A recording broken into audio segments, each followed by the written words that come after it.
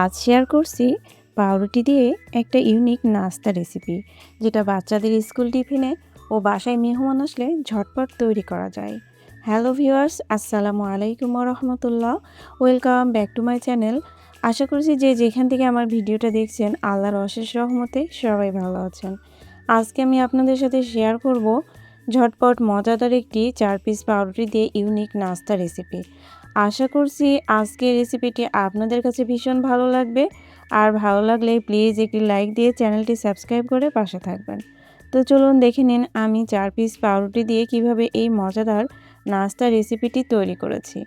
আমি প্রথমেই নিয়েছি 4 পিস পাউরুটি, তারপর একটি চাকুর সাহায্যে পাশে থাকার অংশগুলো কেটে ফেলছি। এটা আমি ফেলে দিব না, এটা দিয়েও তৈরি করব আরেকটি নাস্তা।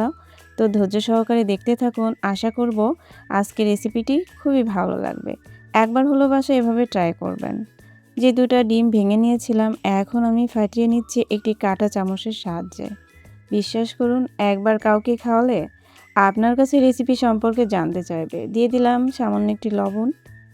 এবার আবার কাঁটা চামচের সাহায্যে ভালো করে এটা আমি গুলিয়ে নিচ্ছি। এখন দিয়ে দিলাম চিনি। 1 কাপ চিনি দিয়েছি, আপনি চাইলে কম বেশি দিতে পারেন। আপনারা যেমন মিষ্টি খান সেই অনুযায়ী দিতে পারেন।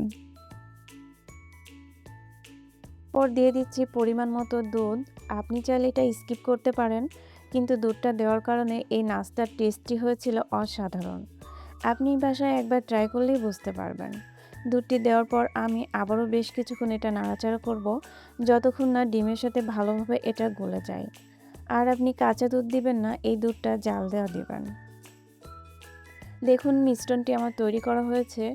এখন আমি দিয়ে দিলাম 1 পিস পাউরুটি। আর একটি চামচের সাহায্যে আমি ডিমের মিশ্রণটি চারপাশে দিয়ে দিচ্ছি। আর মাঝখানে এভাবে দিয়ে দিলে একটা লেয়ার হয়, খেতেও খুব টেস্টি লাগে। এবার একটা একটা করে আমি পাউরুটিগুলো দিয়ে দিব। আর ডিমের অংশটি এইভাবে আমি পাউরুটির ওপরে লাগিয়ে নিব। তাহলে একটা লেয়ার হয়ে যাবে আর খেতেও টেস্টি হবে। এভাবে আমি সব পাউরুটিগুলো এভাবে করে নিব। আপনারা দেখলেই পারবেন, কারণ এটা খুব সহজ। এই যে 4 পাশ হয়ে গেছে, এখন আমি হাত দিয়ে এই পাশগুলো আমি ঘুরিয়ে ঘুরিয়ে করে নিব। কারণ কোনো অংশই ফাঁকা থাকবে না, ঠিক এইভাবে করে নিতে হবে। এখন আমি চুলায় বসিয়ে দিলাম একটি ফ্রাই প্যান। এখন তাতে দিয়ে দিচ্ছি পরিমাণ মতো সয়াবিন তেল। তেলটা গরম হয়ে আসলেই আমি একটা খুন্তির সাহায্যে চারিদিকে তেলটা নেড়ে দিলাম। তারপর দিয়ে দিলাম মাখিয়ে রাখা পাউরুটিটি। এই যে দেখুন, ঠিক এইভাবে দেওয়ার পরে বেশ কিছুক্ষণ হওয়ার পরে আমি এখন উল্টিয়ে দিব এক পাশ। এভাবেই 4 পাশ আপনি উল্টিয়ে দিবেন। যখন ওপর আর নিচ হয়ে যাবে তখন ঘুরিয়ে ঘুরিয়ে 4 সাইডে এভাবে উল্টিয়ে দিতে হবে। যেন কোনো এক পাশ ফাঁকা না থেকে যায়। যাতে 4 পাশেই লাল হয়। এরকম করে পাউরুটিটা ভাজার পরে খেতে খুবই মজা লাগে। বিশ্বাস করুন, এই নাস্তাটি একবার হলেও বাসায় ট্রাই করবেন। তাহলে বুঝতে পারবেন এর স্বাদটা। এই যে দেখুন, আমার পোড়া ভাজা হয়ে গেছে একদম লাল করে। এখন আমি একটা পিচে নামিয়ে নিলাম। এই যে দেখুন কেমন হয়েছে। বিশ্বাস করুন, এটা খেতে যে এত মজা হয়েছিল বলার বাইরে। এখন আমি যে কেটে রাখা পাউরুটির সাইডের পিসগুলো ছিল, এবার আমি ফ্রাই প্যানে দিয়ে দিলাম।